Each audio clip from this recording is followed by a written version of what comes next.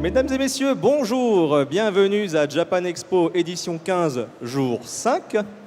Donc nous allons faire le début de la conférence rétrospective du démontage de Japan Expo, ou des 15 ans, je ne sais plus. Donc je vous compte là un peu vite fait.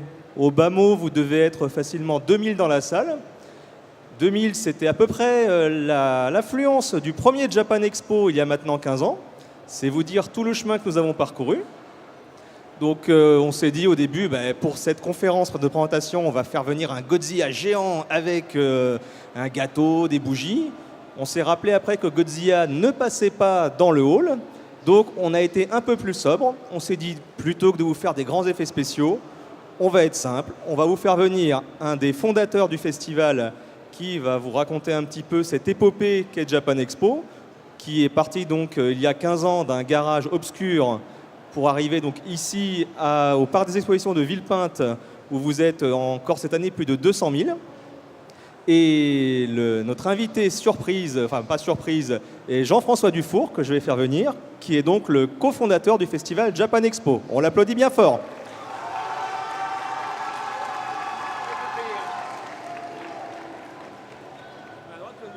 Comme tu veux. Voilà. Bonjour à tous. Alors, comme on est un petit peu fatigué parce qu'on est là depuis 5 jours, voire plus, on va s'asseoir. Je dis pas qu'on va se relever, mais on va s'asseoir. Alors, on va vous faire un petit peu participer avec une petite question. Je voulais savoir, ceux qui étaient là l'an dernier à Japan Expo Villepinte, très bien, oh, des fidèles. Allez, plus corsé maintenant, à Chibi Japan Expo. Oh, un carré d'irréductible. Est-ce que nous avons des sudistes qui étaient déjà venus au Japan Expo Sud? Toujours là-bas, vous les faites toutes. Est-ce qu'il y a des centristes qui sont à Japan Expo Centre? Je les ai presque tous finis. Avons-nous des étrangers qui ont fait Japan Expo USA l'an dernier? Mytho, mytho. Non mais t'as oublié Belgium, lui il a fait Belgium. Et le Japan Expo Belgium donc? Est-ce que quelqu'un a aussi fait le Japan Expo Saint-Lô? C'est normal, il n'y en avait pas, c'était un piège. Alors, normalement, je regarde en régie. Alors, on va vous passer donc, en même temps qu'on parle, quelques petites vidéos qui ont été des reportages diffusés à droite et à gauche pendant toutes ces années. Ça vous permettra de vous inspirer un peu de tout ce qui a été Japan Expo ici, mais également en Belgique, dans le sud et centre. Et si simplement vous êtes là par hasard, au pire, vous pourrez prendre du popcorn, ça vous fera une bonne projection de cinéma. Est-ce que ça marche? Oui. Alors, Jean-François, flashback, milieu des années 90. Donc, les gens qui sont nés dans les années 70-80 étaient un peu en deuil. La principale source de manga en France et des dessins animés japonais, qui étaient l'A5 et le Club Dorothée, s'arrête. Donc, à l'époque, pas d'Internet, pas de YouTube. Je voulais savoir donc... les fans de manga comme toi à l'époque, qui étaient donc orphelins, après la période de deuil, comment ils faisaient pour se rencontrer ou se retrouver? Alors ça a commencé un petit peu avant l'arrêt du Club Dorothée, mais on avait des journaux de petites annonces où on passait des petites annonces pour échanger des vidéos, se rencontrer, etc. Et on commençait déjà à se réunir en association. On avait des petites conventions, donc on a connu Camille C, le Festival BD Grandes Écoles aussi. Et voilà, ça c'était le milieu des années 90. On se retrouvait aussi tous les week-ends, généralement rue Keller ou rue des Pyramides, pour justement discuter, s'échanger les trucs qu'on avait récupérés dans la semaine. Internet, effectivement, c'était le balbutiement. Donc à l'époque, on avait, je crois, un truc genre du 14K. Qui faisait ting ting ting ting quand on se connectait, et seulement à la fac d'ailleurs. Et donc du coup, oui, effectivement, quand on récupérait quelque chose sur Internet, c'était plutôt un vieux GIF tout compressé. Et donc voilà, il y en a un qui achetait la série, l'autre qui achetait une deuxième série, puis la semaine d'après on se les échangeait parce qu'on n'avait pas non plus les moyens. À l'époque, il n'y avait pas vraiment d'édition française, donc c'était des choses importées du Japon, donc ça coûtait relativement cher. Et on s'échangeait des livres, des laserdiscs. Alors les laserdiscs, c'est comme des CD, mais en 33 cm. Je pense qu'il y a beaucoup d'entre vous qui ne connaissent pas forcément, mais j'en ai encore 500 à la maison, donc il va falloir que je les casse quelque part. Voilà, on faisait tout ça, et puis surtout l'idée c'était de se retrouver, de discuter entre nous et de passer un bon moment. Voilà, et donc tu disais qu'il y avait des micros-événements style Camicé, BD Expo, tout ça. Ces petits événements, à quoi ça ressemblait justement à cette époque-là? Ces proto-conventions, appelons-les comme ça. Je ne vais pas rentrer dans les détails sur BD Expo Camicé parce que j'y étais en tant que visiteur, donc j'en garde qu'un souvenir un peu flou, mais c'est vrai que l'épita, je l'ai beaucoup fait. Au début, en tant que visiteur, c'était Boulevard. C'était quoi le boulevard déjà Campo Formio, non? Je sais plus. Le métro, oui, tout à fait. Mais, donc on était dans une petite école d'ailleurs 300 mètres carrés. Donc 300 mètres carrés, ça doit faire la moitié de cette salle ici. On avait toute l'école. Et à l'époque, moi, j'avais plutôt un stand avec une association. J'étais pas l'organisateur, mais c'était un bon ami à moi qui avait créé la convention avec l'association Chanma, en fait. C'est que plus tard que l'association Epitanim a pris le relais. Et à quoi ça ressemblait? C'était des tables avec des fanzines. À l'époque, les fanzines, ils s'appelaient Animeland, les Ferry Pop, des choses comme ça. Aujourd'hui, il y en a certains qui sont devenus des professionnels et qui sont toujours là, comme Animeland, avec qui on collabore depuis toujours. Et puis, il y avait quelques stands de vente, parce qu'il y avait quelques boutiques qui prenaient une table ou deux et qui venaient proposer des goodies. Il y avait beaucoup de goodies quand même à l'époque. Des ramicards, des shitajiki, des choses qu'on voit plus trop maintenant de nos jours. Et puis quelques petites figurines à droite à gauche. Tout ça a été entièrement importé directement du Japon, donc c'était très onéreux. Mais voilà, il devait y avoir, je sais pas, une quinzaine de stands généralement, une vingtaine de stands. Et puis ça a pris de l'ampleur petit à petit, avec l'arrivée en plus derrière de cartoonistes, qui étaient un des premiers à faire venir des auteurs du Japon. Moi, le plus gros salon que j'ai connu sur Paris avant Cartoonist, c'était Planète Manga, qui avait été organisé par AB Productions. Et on a passé 3 jours avec la rumeur comme quoi Akira Toriyama serait présent. Et on a finalement eu Hiroyuki Kitazume, le dessinateur de Moldiver. C'était pas tout à fait la même chose, mais c'était le premier gros événement sur Paris qui avait lieu à l'espace Champéret, donc qui faisait 3000 m², quelque chose comme ça. Donc tu nous as un peu expliqué effectivement qu'à cette époque-là, pour retrouver d'autres fans de manga, il fallait en vouloir, il fallait être mobile. Être sur Paris ou l'Île-de-France, c'était quand même un plus. Et donc tous ces gens, pour se retrouver, faisaient parfois des associations ou des festivals. Mais justement, toi, tu as rejoint une association qui s'appelait Jade. Est-ce que justement tu peux nous parler de cette association, en quoi elle consistait, sa philosophie? Alors en fait, à l'origine, on avait créé une autre association. C'est-à-dire en 1994-95, je crois que c'est fin 95, début 95, on a créé l'association Super Dimensional Fortress Club. Voilà. Alors les initiales, ça faisait SDFC. Et donc quand on se présentait, tout le monde croyait qu'on était des sans domicile fixe. Et comme on n'était pas très organisé, 3 ans plus tard, on a créé Jade parce qu'on n'avait plus les papiers officiels de la publication de l'association, etc. Donc on a recréé l'association Jade avec les mêmes personnes, justement pour pouvoir refaire proprement toutes les démarches, récupérer tous les papiers administratifs qui vont bien. Et à ce moment-là, effectivement, autant j'étais vice-président de l'association SDFC, autant sur l'association Jade, j'en suis rapidement devenu président. Et on a commencé à participer à l'organisation de manifestations comme le Festival BD Grandes Écoles. On a aussi créé une convention à l'université de Saint-Denis qui s'appelait Les Arpenteurs du Rêve.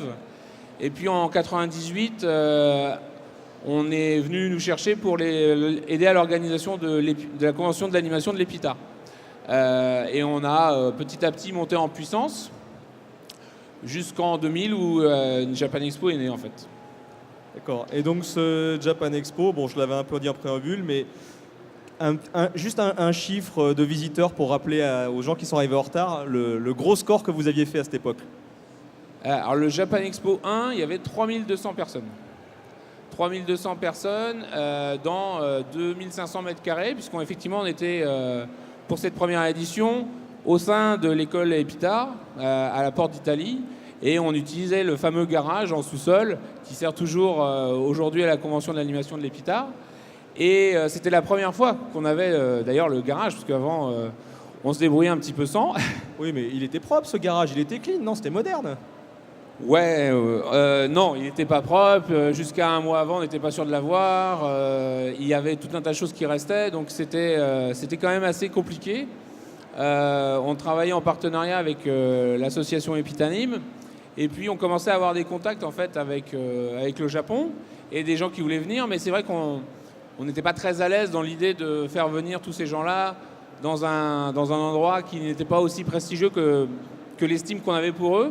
Donc du coup, c'est vrai qu'on a été voir la direction de l'école de l'EPITA, chez qui on faisait la convention depuis 3 ans, pour leur dire, bah voilà, nous, on développe le concept. Donc du coup, c'est vrai qu'on voudrait faire ça ailleurs. Donc ils étaient assez partants, puisque avoir une Japan Expo en partenariat avec l'EPITA à la porte de Versailles, il y avait des petites étoiles dans les yeux du directeur de l'école à ce moment-là, parce que ça aurait été une très bonne publicité pour l'école. Quand on a lancé Japan Expo 2, en fait, finalement, des concours de circonstances ont fait qu'on n'a pas travaillé avec l'association Epitanim, qui, elle, a continué de son côté, la convention EPITA. Et donc, on a pris notre envol après, en faisant effectivement Japan Expo à l'espace Champéret, puis à l'espace Austerlitz, avant d'arriver au CNIT. Donc tu l'as dit, 3200 visiteurs la première édition. Là, cette année, je pense qu'on est encore parti pour dépasser les 200 000. Donc pour nous, c'est quelques zéros en plus.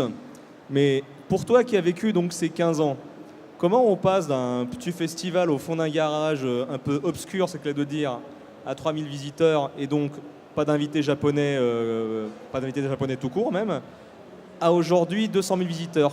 Quelles sont les principales difficultés et changements que tu as rencontrés toutes ces années? Évolution surtout. Bon, alors, résumer 15 ans, c'est pas évident, mais c'est vrai qu'on est passé par de nombreuses phases. Donc il y a eu les premières années où on était simplement une association et de bénévoles, et on faisait ça le soir, le week-end. Et ça, c'est à peu près jusqu'au CNIT, en fait. Donc les 3 premières éditions, on les a fait comme ça. Et c'est vrai que du coup, ce qui nous animait, c'était la passion. On faisait notre boulot dans la journée, et le soir, on se couchait tard pour pouvoir faire avancer la convention. Et il y a eu un déclic, c'est en 2002, en fait. On a trouvé un partenaire financier avec qui on s'est associé, puisque quand on avait été à l'espace Austerlitz, on avait un petit peu atteint la fin de l'aventure associative, dans le sens où une association, quand elle va voir un grand lieu comme le CNIT ou comme Paris-Nord-Villepinte, elle n'a pas de crédibilité. Donc il fallait qu'on trouve une structure professionnelle avec laquelle s'associer. Et ce partenaire financier nous a permis justement de passer cette étape-là et de pouvoir arriver au CNIT. Alors pour nous, le CNIT, c'était un petit peu le paradis, puisque ce qui nous manquait tout le temps, c'était de la place. On avait plein d'idées, on avait plein d'envies, on était prêt à bricoler tout un tas de choses, mais on manquait toujours de place.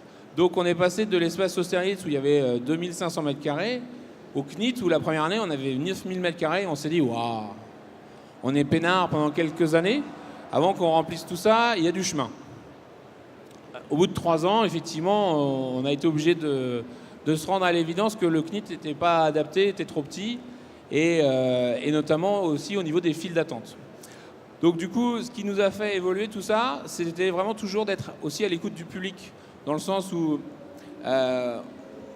les gens voulaient toujours plus. Donc pour leur donner toujours plus, il fallait s'organiser, il fallait aussi qu'on soit plus carré, parce que quand vous gérez 200 000 personnes ou 3000, c'est pas la même histoire du tout. Il y a tout un tas de réglementations à respecter. Et puis aussi, il y a un simple truc, c'est que si on veut que les gens gardent un bon souvenir du festival, il faut qu'ils puissent le vivre dans de bonnes conditions. Donc il faut qu'il y ait des allées assez grandes pour pas qu'on soit bloqué. Il faut que les gens soient accessibles, qu'il y ait suffisamment de choses à faire à droite à gauche pour que tout le monde puisse voir. Il y a eu une année au CNIT où on avait le magnifique amphithéâtre Léonard de Vinci, là, et il y avait 1200 places assises. On s'est dit qu'on était tranquille. Et puis en 2003, en fait, on l'a rempli pour le cosplay.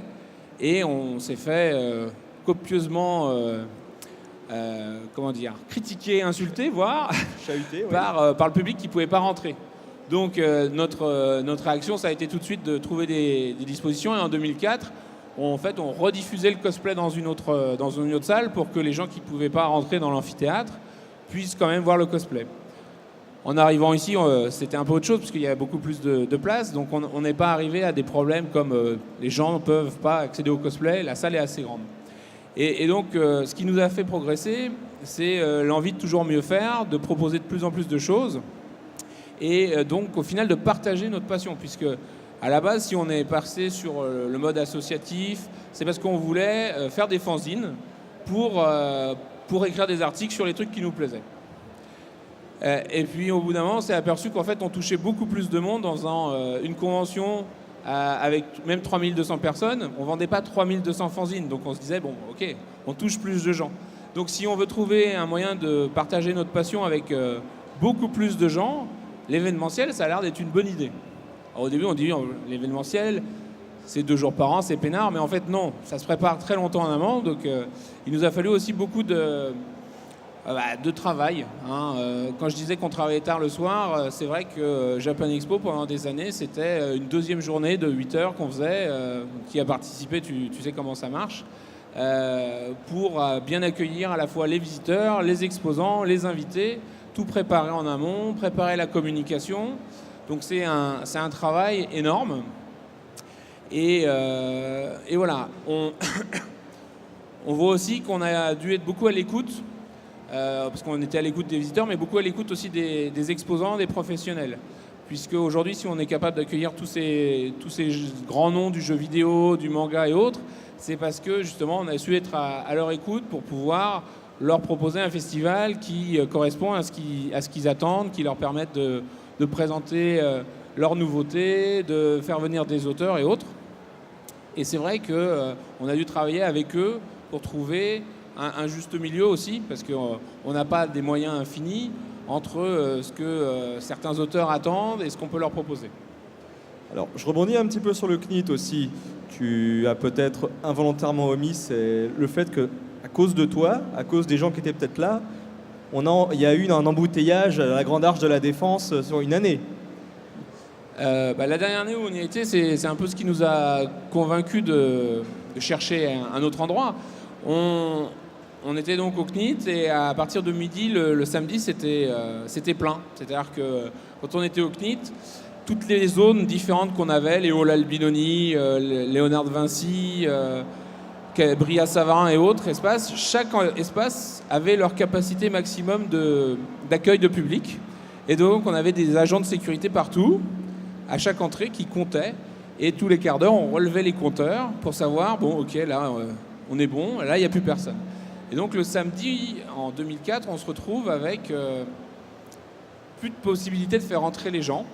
Et donc une file d'attente qui commence à parcourir l'esplanade d'une manière étrange, puisqu'elle part du CNIT, elle va derrière la Grande Arche, elle redescend jusqu'à la tour EDF, puis elle revient, puis elle redescend, puis elle revient, puis 4 fois. Et à ce moment-là, effectivement, on a tous les commerçants du centre commercial des 4 temps qui se sont plaints et qui ont fait venir les flics parce que les files d'attente empêchaient les gens de rentrer dans leur magasin. Donc au final, les policiers sont venus, ont vu que nos visiteurs étaient très, disciplinés et sympathiques. Et au final, on a juste créé des passages pour laisser passer les gens.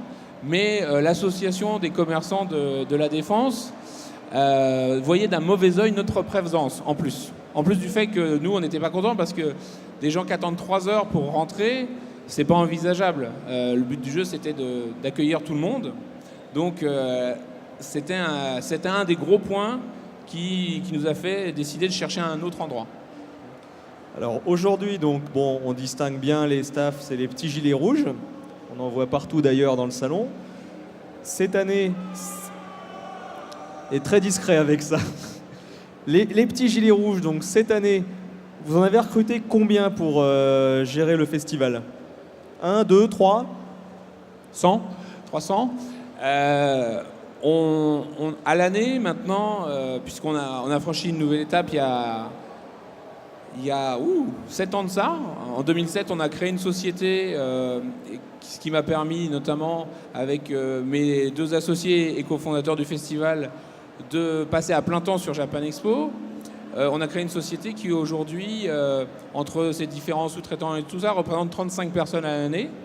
Sur la préparation du festival, on a aussi des stagiaires, des freelances et tout ça, donc on doit être une 60aine. Et en plus d'eux, cette année, on a pris 270 saisonniers qui sont là entre 1 et 3 semaines pour préparer le festival, puisqu'il y a beaucoup de choses qui se préparent en amont dans notre entrepôt. Il y a aussi beaucoup de choses qui se préparent sur Villepinte la semaine qui précède le festival. Et puis il y aura aussi beaucoup de choses à faire demain et après-demain et jusqu'à vendredi pour finir de désinstaller. Alors justement, donc, vous le public, nous le public, on arrive donc là cette année le mercredi matin, on arrive à 9h, c'est tranquille. Mais si tu arrives à 9h, tu es en avance. C'était 13h. C'était 13h, un petit souci d'ailleurs. Mais voilà, concrètement, vous prenez possession des lieux ici à Parts des Expositions quand? La veille au soir ou Pas du tout. Cette année, on a pris possession des lieux le vendredi matin avant. Donc, on était, je sais plus combien, le 28 juin, un truc comme ça. Non, avant, le 27 juin. On était là le vendredi d'avant, sachant que si on avait pu, on aurait aimé être là plus tôt. Mais malheureusement, tous les 2 ans, juste avant nous, il y a un gros salon d'armement qui s'appelle Eurosatori et qui réserve l'espace pendant plus d'1 mois, je crois. Et donc, cette année, on a été très embêtés parce qu'on voulait, pour les 15 ans de Japan Expo, faire quelque chose d'exceptionnel, notamment ouvrir le mercredi. On s'est retrouvé donc avec un jour d'ouverture en plus et un jour de montage en moins. Donc, ça a été assez sportif, mais en faisant des roulements dans les équipes et tout ça, on a réussi à travailler grosso modo non-stop tous les jours, entre 8h et minuit, pour pouvoir sortir mercredi matin le festival pour une ouverture à 13h. Pas 9. Oui, comme certains visiteurs mécontents nous l'ont dit. On avait bien précisé que le mercredi s'était décalé et c'est ouvert de 13 à 21. Donc on était à peu près prêt mercredi. Il faut avouer que le mercredi c'était encore en rodage, mais dès le jeudi matin tout était en place. Voilà, il faut compter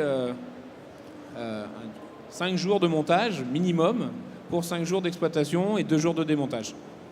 Ah, je pense qu'on peut applaudir les gilets rouges parce qu'ils travaillent 5 jours pour nous. Hein? C'est un boulot ingrat qu'ils ont parfois, hein, parce que porter des lourdes charges, supporter des journalistes casse-pieds comme moi. Hein.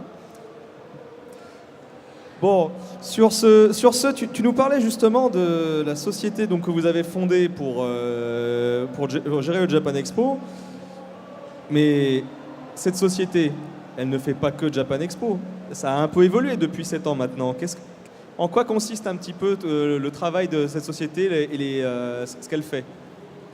Alors, la société CFA Event fait tous les Japan Expo en Europe.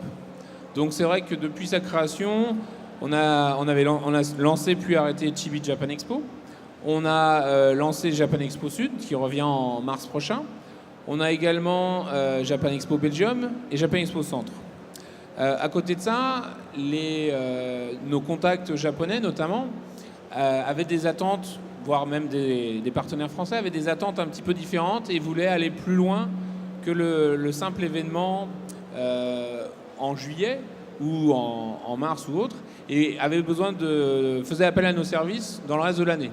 Donc on a différentes autres entités, d'autres entreprises qu'on a créées et qui sont là pour répondre aux demandes de nos partenaires le reste de l'année. Et du coup, on a aussi développé un autre secteur qui nous tenait à cœur, puisque il y a 5 ans de ça, on crée Comic-Con, qui n'a pas lieu cette année, puisqu'on a voulu réserver tout l'espace à Japan Expo pour son 15e anniversaire. Mais voilà, on a diversifier nos activités, aussi bien dans la partie communication, la partie programmation, dans d'autres univers. Et aujourd'hui, en fait, quand je disais 35 personnes, elles sont dans toutes ces entreprises-là.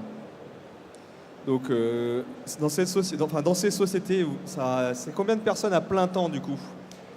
En moyenne, 35 permanents. Voilà, donc pour résumer, vous avez plus de 200 personnes dédiées à Japan Expo pendant un petit peu avant, un petit peu après le festival, et en plus 35 personnes qui en vivent de ça et d'autres activités que fait la société. Donc. Voilà, il faut compter que sur les 5 jours d'exploitation, en employés directs, on va dire, il y a 330 personnes. Je ne compte pas tous les prestataires et sous-traitants. Il y a 330 personnes cette année là pendant 5 jours. Sinon, on a un petit peu parlé en préambule des différents avatars de Japan Expo Centre, Sud, Belgium, USA, Chibi. Ces festivals à l'étranger, j'entends. Vous en avez donc 2 actuellement. Le Japan Expo USA en août prochain en Californie et le Japan Expo Belgium à Bruxelles, prochaine édition donc en novembre 2015. Quand on essaie d'exporter justement un concept qui est né en France et qu'on est français, comment ça se passe par exemple? Parlons de la Belgique qui a été le premier avatar justement. Comment ça s'est passé concrètement de se dire bah, tiens, on va traverser la frontière, on va exporter notre concept chez nos voisins? Alors en fait, pour être parfaitement transparent, sur la Belgique, on a été contacté par une société belge qui souhaitait développer le concept Japan Expo en Belgique et avec qui donc on a passé un contrat de licence pour leur donner le droit d'exploiter la marque Japan Expo en Belgique. Un petit peu sur le principe de McDonald's, on va dire, à la différence que on ne faisait pas une franchise et qu'on était derrière pour s'assurer que l'équipe belge respectait certaines normes, mais on leur a pas donné non plus un truc clé en main parce qu'il fallait qu'ils l'adaptent au marché belge. Et du coup, la première année, c'était un petit peu particulier pour nous parce qu'on a passé beaucoup de temps à expliquer notre métier et notre façon de travailler à un associé belge qui a fait la première édition. Au final, la première édition, elle n'a pas été à la hauteur de nos attentes. Donc, on a décidé d'arrêter la licence d'exploitation d'un commun accord. Et depuis la deuxième édition, on l'exploite nous-mêmes. Depuis la France, il y avait une équipe belge qu'on a finalement pas gardée, mais on l'exploite nous-mêmes depuis la France. La grosse difficulté pour nous, c'est de s'adapter vraiment au marché, que ce soit en Belgique ou aux États-Unis. Le marché est différent. Peut-être l'erreur qu'on avait fait nous au début, c'est de se dire « Oh, la Belgique, c'est pareil, ça parle français en plus, c'est cool ». Mais il y a tout un tas de choses qui sont foncièrement différentes. Les gens n'ont pas les mêmes attentes, l'administration n'a pas les mêmes attentes non plus, c'est pas les mêmes modes de fonctionnement. Donc, automatiquement, il faut énormément s'adapter. Et le côté bilingue de la Belgique est beaucoup plus important qu'on ne l'avait imaginé à la base.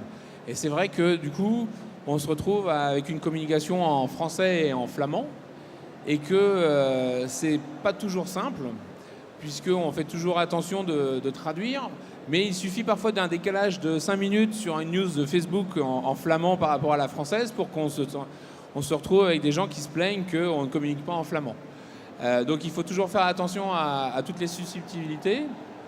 Et il y a également un truc simple, c'est que les différents acteurs du marché flamand ne sont pas du tout les mêmes que le marché français. Donc quand on organise Japan Expo Belgium, c'est un peu comme si on faisait 2 Japan Expo en un, parce qu'il faut parler avec les francophones et il faut parler avec les néerlandophones. Donc c'est sportif. Mais c'est vrai que par contre l'accueil qu'on a reçu du public là-bas est tellement chaleureux qu'on n'avait qu'une envie, c'est de le refaire. Donc c'est pour ça qu'on a fait la 3e édition sans problème. Pour la 4e édition, on a des problèmes parce que le tour et taxi où on est en travaux, n'est pas toujours libre, etc.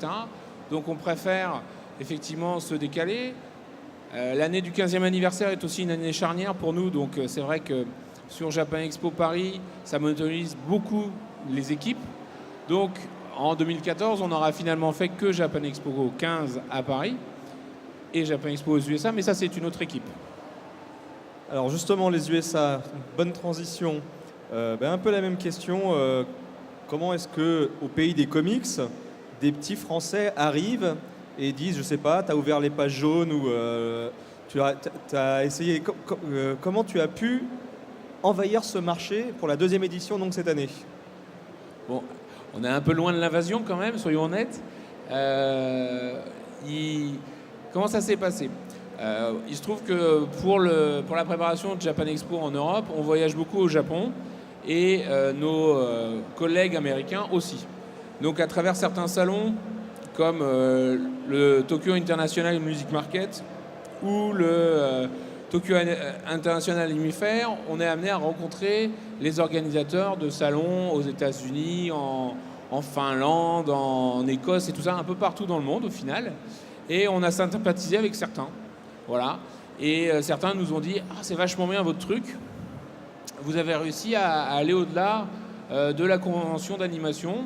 Vous présentez tout le Japon. » Et puis, ils voyaient bien aussi la réaction des Japonais qui sont beaucoup plus sensibles au côté multimédia de Japan Expo, contrairement à toutes les conventions américaines qui sont vraiment focalisées manga animé en fait.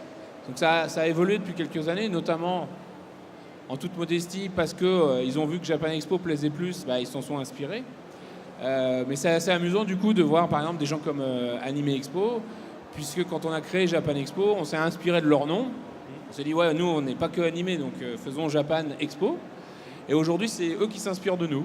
Alors que quand on a commencé, on fait un jour peut-être. Et là aujourd'hui on est à peu près 3 fois plus gros qu'eux.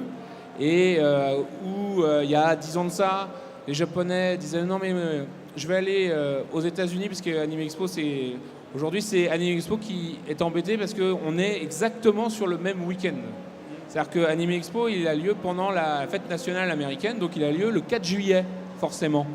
Et Japan Expo à Paris il a lieu le premier week-end de juillet. Donc une fois tous les 5 ans on n'est pas sur le même week-end grosso modo. Mais le reste du temps, on s'aime bien, mais il y a une compétition amicale qui s'est établie pour être le premier à avoir tout ça. Et du coup, quand on est arrivé aux États-Unis, ils n'étaient pas ultra heureux. Donc, la première chose qu'ils ont fait, c'est de nous proposer de s'associer avec eux. Et ils ont dit, ok, travaillons ensemble. D'accord, pourquoi pas. Nous, on avait juste évoqué l'idée qu'effectivement, vu que le marché français était satisfait de Japan Expo, les Américains, ils auraient peut-être des choses à trouver à travers du concept un petit peu plus multimédia du festival. Et du coup, dès que les gens comme Otakon et Anime Expo ont eu le vent de ça, ils sont venus vers nous pour s'associer avec nous. Et donc, au final, juste une idée qui avait dû sortir autour d'un yakiniku avec des Japonais au Japon, c'est devenu un concept fort et on s'est retrouvé avec plein de conventions américaines qui nous ont dit si vous venez chez nous, faites-le avec nous plutôt que de le faire tout seul. D'accord, donc vous êtes associé avec des gens qui étaient déjà sur place et qui connaissaient un peu le marché, c'est pas complètement importé. Voilà, exactement. Le marché américain est encore plus différent que le marché belge. Donc du coup, on a fait la première édition avec un ancien président de Otakon qui avait fait la convention Otakon à Baltimore pendant 10 ans, qui est la deuxième plus grosse convention aux États-Unis. On s'est associé avec lui pour créer Japan Expo aux États-Unis. C'est lui qui a sélectionné le lieu donc en Californie à côté de San Francisco. Nous, on a validé auprès du Japon que c'était une bonne idée parce qu'effectivement, les Japonais, quand on leur parle d'aller à l'étranger, il y a 2 destinations phares, c'est Paris et San Francisco. Il y a une très très forte communauté japonaise en fait dans la baie de San Francisco et il y a un consulat japonais à San Francisco qui est du coup très motivé aussi. Alors après toutes ces années, donc 15 ans de Japan Expo, ça change un homme. Ça fait un homme. Enfin, j'espère que tu étais déjà un homme. Tu as forcément eu des expériences positives, mais aussi négatives. Alors, est-ce que tu peux nous raconter le pire souvenir que tu as eu sur toutes ces éditions de Japan Expo ou ces avatars? Et pour finir sur une note positive, quand même, le meilleur souvenir. Peut-être un des pires souvenirs, mais il y en a eu un cette année qui était pas mal aussi. C'est la nature n'est pas très tendre avec nous. Donc, en 2009, pour le 10e anniversaire de mémoire, ou en 2009, ouais, c'est ça, on a eu une énorme tempête, mais qui a duré 20 minutes. Donc, on s'est retrouvé inondé. Il y avait certains endroits ici où on avait de l'eau jusqu'aux genoux. Et des stands se sont retrouvés coupés en deux par des trompes d'eau, puisque les gouttières débordaient en fait. Et on s'est retrouvé donc toute la nuit à éponger, ranger tout ça. Le lendemain matin, les visiteurs ont à peu près rien vu. On aurait eu Facebook à l'époque, c'était pas encore vraiment développé. Je pense qu'on aurait pu mettre des photos sympathiques de nous en bottes et tout ça en train de nettoyer. Mais là, voilà, les gens sont arrivés, ils n'ont rien vu. Nous, on avait passé la nuit à éponger, nettoyer. On a même failli jamais pouvoir redémarrer la scène principale parce qu'en fait, tous les caniveaux qu'on voit là, ce sont des gaines techniques dans lesquelles il y a les câbles électriques. Et cette micro-tempête de 20 minutes qui avait fait tomber des tonnes d'eau avait complètement fait disjoncter l'électricité à peu près partout et le hall 5B n'arrivait pas à redémarrer. Donc on devait ouvrir à 11h et on a eu le go pour rallumer qu'à 10h45. Donc toutes les répétitions du matin sont passées à la trappe. C'était un peu tendu. Cette année, on a eu un incendie. C'était le premier. C'était sympathique. C'est des câbles électriques qui ont brûlé, la fumée toxique, etc. Donc il y avait toute une zone de notre quartier général qui était devenue totalement inutilisable parce que c'était trop dangereux d'y aller. Voilà, c'est arrivé mercredi matin. C'est pas tout à fait la bonne période. Et voilà, ça c'est pas des bons souvenirs.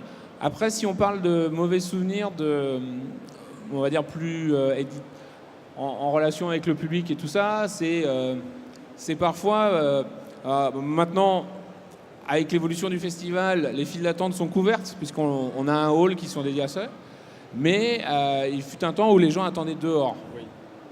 Et le problème, c'est que quand il se mettait à pleuvoir, les gens auraient aimé qu'on les fasse rentrer. Le problème, c'est que quand on doit ouvrir à 9h, les exposants, les stands et tout ça, et ils sont rarement prêts avant 9h moins 2. Oui, et encore. Voilà. Et encore. Donc, on ne peut pas faire rentrer à 8h30 les gens pour les abriter. C'est pas possible. Et je me suis fait lapider par une foule de 50 personnes parce que je ne voulais pas leur ouvrir les portes. Ils avaient fait voler les barrières en éclats et ils étaient contre les portes. Sauf que les portes, voilà, on ne pouvait pas les ouvrir juste pour le principe. Les exposants n'étaient pas là. Quand les exposants arrivaient, ils avaient trouvé les visiteurs dans le stand, ça n'aurait pas marché. Et j'ai donc eu un dialogue un petit peu compliqué puisque il n'y avait aucune écoute. Et les gens voulaient juste rentrer, se mettre à l'abri.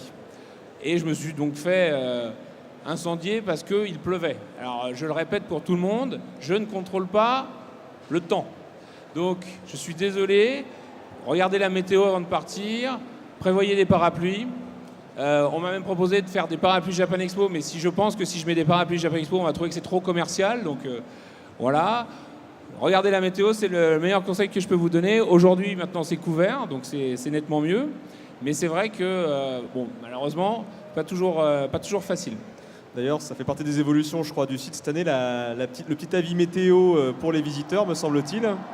Voilà, on prend les devants et maintenant qu'on a une équipe qui gère tout le web, la communauté, etc., on essaye de toujours donner la météo du lendemain pour ne pas être surpris. Après, on a encore des progrès à faire puisqu'il y avait, comme je disais, des gens qui n'avaient pas vu qu'on ouvrait qu'à 13h.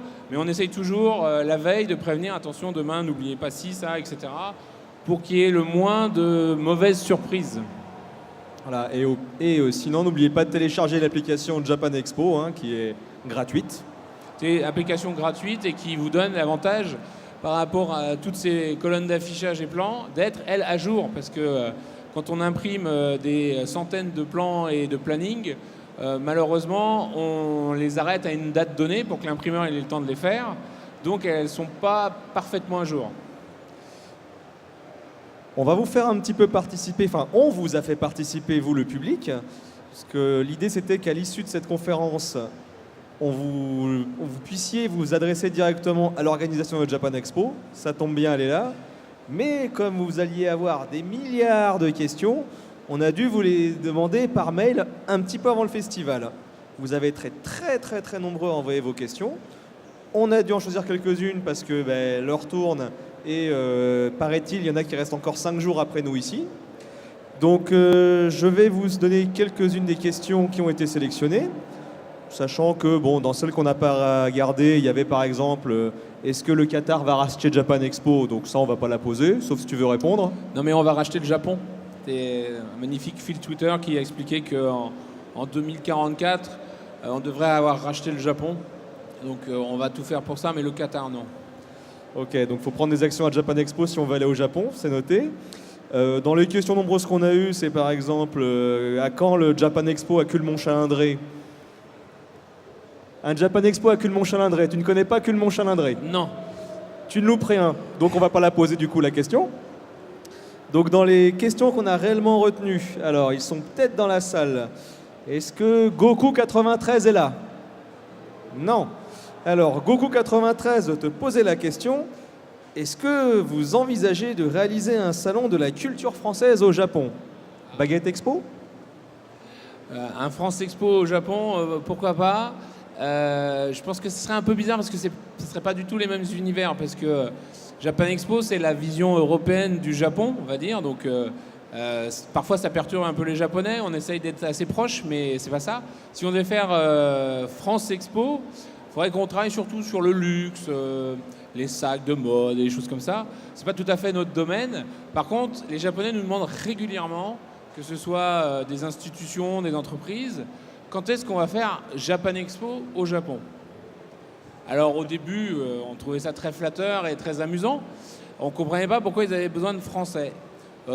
Aujourd'hui, au bout de 5 ans qu'ils nous le répètent à peu près tous les ans, 6 fois par an, on comprend mieux. C'est qu'en fait, en tant que Français, on est capable de les réunir tous, alors que les Japonais sont forcément dans un milieu particulier.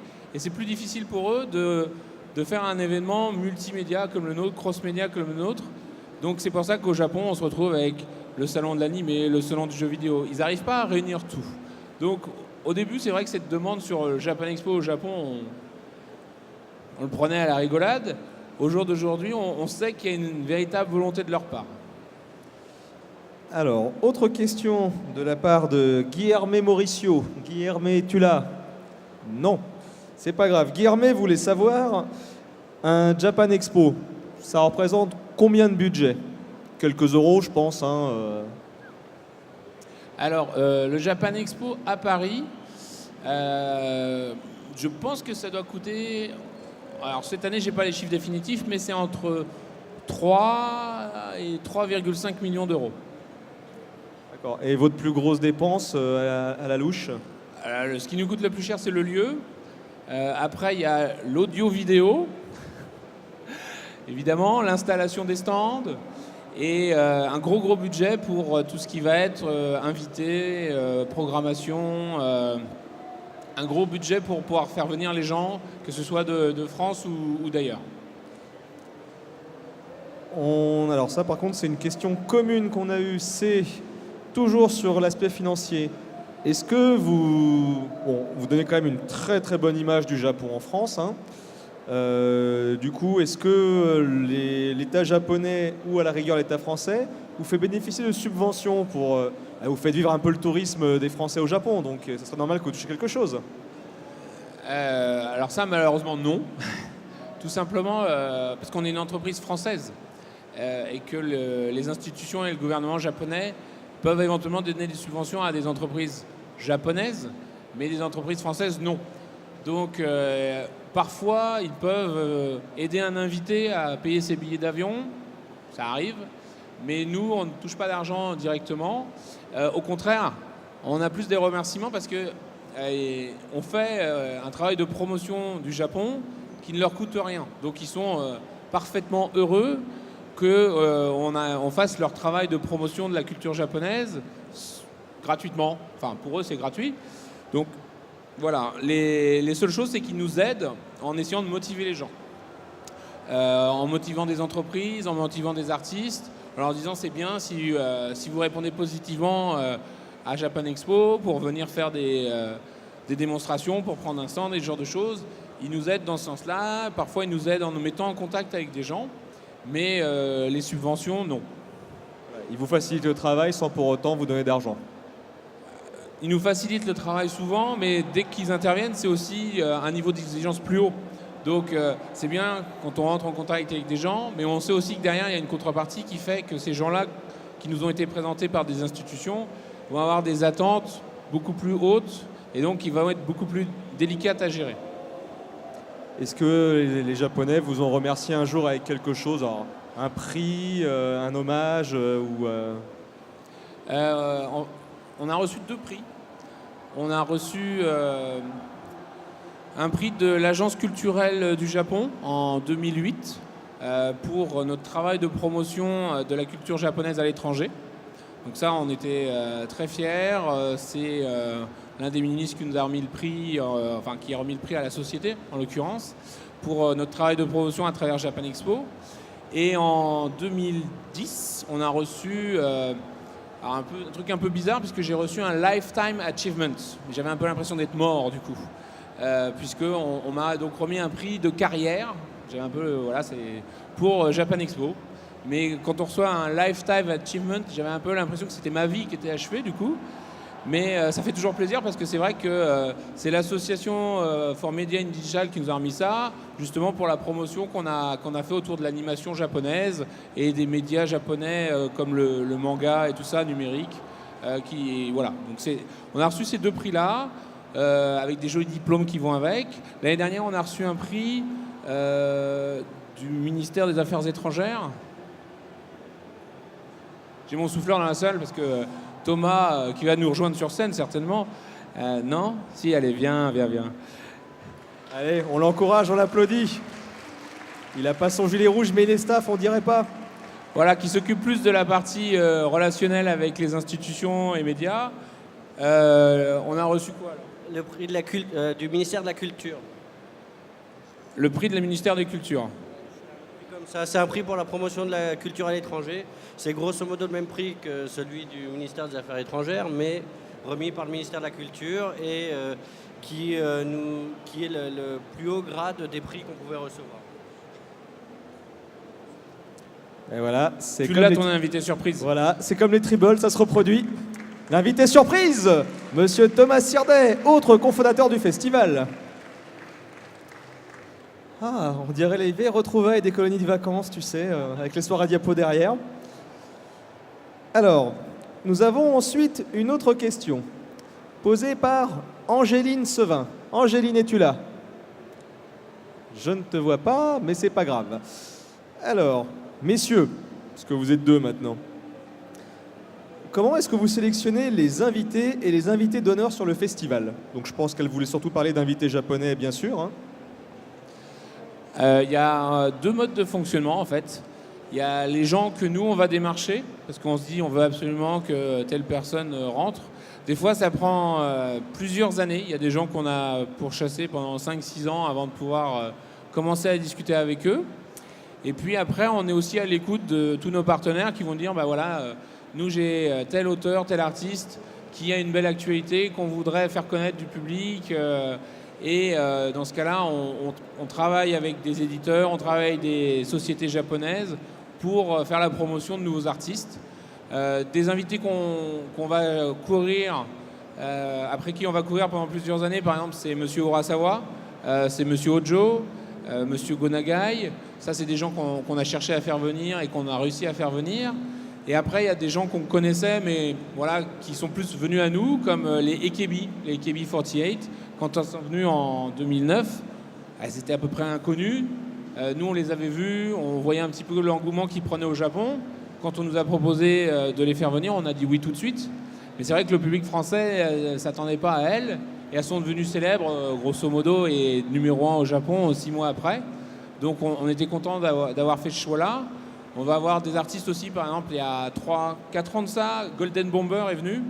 Quand on a annoncé Golden Bomber, sur Facebook, on nous disait « Oh là là, mais qu'est-ce que c'est que ce groupe? C'est même pas des vrais joueurs !» Et aujourd'hui, les Golden Bombers, c'est des gens énormes au Japon, qu'on voit dans les pubs pour la téléphonie et autres, qui ont une émission télé régulière.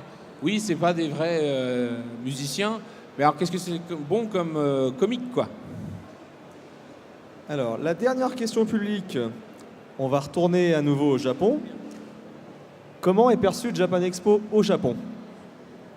En général, je pense que tu as un peu répondu par rapport à l'ambassade, mais on peut rebondir dessus. Thomas, par exemple, si tu as un avis complémentaire. Alors au Japon, on est reçu avec beaucoup de curiosité. Quand on a commencé à aller au Japon, on nous a demandé pourquoi Japan Expo ça fonctionnait. Et maintenant, il faut savoir qu'en ce moment, à la télé japonaise, il y a plus de couverture pour Japan Expo qu'il n'y en a jamais eu en France. Et on a la chance que Japan Expo rende les gens curieux. Ils veulent savoir ce qui se passe au Japon, sur leur pays. Et on devient leur manière pour juger en fait comment la culture japonaise est perçue à l'étranger. Nous sommes un jalon, donc on a une mission de réussir à montrer beaucoup de monde parce que sinon après ils seront un peu tristes. Bah écoutez, on va bientôt finir. Donc déjà, je voudrais, messieurs, est-ce que vous pouvez donner les prochaines échéances, puisque nous avons plusieurs personnes qui ont fait plein de Japan Expo, les prochaines échéances, Japan Expo. Bien, en mars 2015, on se retrouve à Marseille pour le 6e Japan Expo Sud. Et puis l'année prochaine, en juillet, j'ai pas les dates exactes, mais début juillet, comme d'habitude, pour Japan Expo Paris. Pardon ? Il faut réserver au week-end, oui. Il y a, voilà, les prochaines échéances, c'est ça. On est en train de voir pour relancer Japan Expo Centre ou éventuellement aller dans une autre ville. Puisque Orléans, on a bien aimé, mais c'est vrai que c'est pas toujours disponible, ça tombe pas toujours sur des créneaux qui nous vont bien. Voilà les prochaines échéances pour nous. Et puis on va relancer Comic-Con l'année prochaine, mais à une autre date. Parce que Comic-Con, en même temps que Japan Expo, c'était un truc qui nous plaisait bien. Malheureusement, il faut être réaliste. 3 semaines après Japan Expo, il y a le Comic-Con de San Diego, qui est énorme. Et donc, nous, pour avoir des avant-premières ou des choses comme ça sur Comic-Con, on se retrouvait toujours bloqué, puisque San Diego avait la primeur. Donc, on va décaler Comic-Con à une autre date, plutôt à l'automne. Écoutez, donc je tenais aussi à remercier Olivier du staff qui a retrouvé mon téléphone portable, il se retrouvera. Je remercie aussi Jean-François et Thomas d'être venus, surtout Thomas en invité surprise. Merci à vous. Un joyeux anniversaire à Fabien H qui a 12 ans aujourd'hui et qui aura un jour du poil. Alors messieurs, on se retrouve dans 5 ans ici pour les 20 ans ? Oui, notre objectif avec Thomas, c'est de faire Japan Expo 40 en déambulateur. Donc voilà. Si ça peut être en voiturette de golf plutôt qu'en déambulateur, je dis pas non aussi. Hein. Vous serez là dans 5 ans, messieurs, dames ? Merci. Écoutez, encore merci à vous d'être venus. Merci au staff pour tout ce qu'ils font. Si vous aimez ces vidéos et cette conférence qui vous a été présentée par le blog de GG, ggalliano.fr, allez sur le net et profitez bien des 2 heures qui vous restent de festival. Bonne journée à tous. Et merci à tous de venir à Japan Expo plus de 15 ans. C'est grâce à vous qu'on est là. Merci.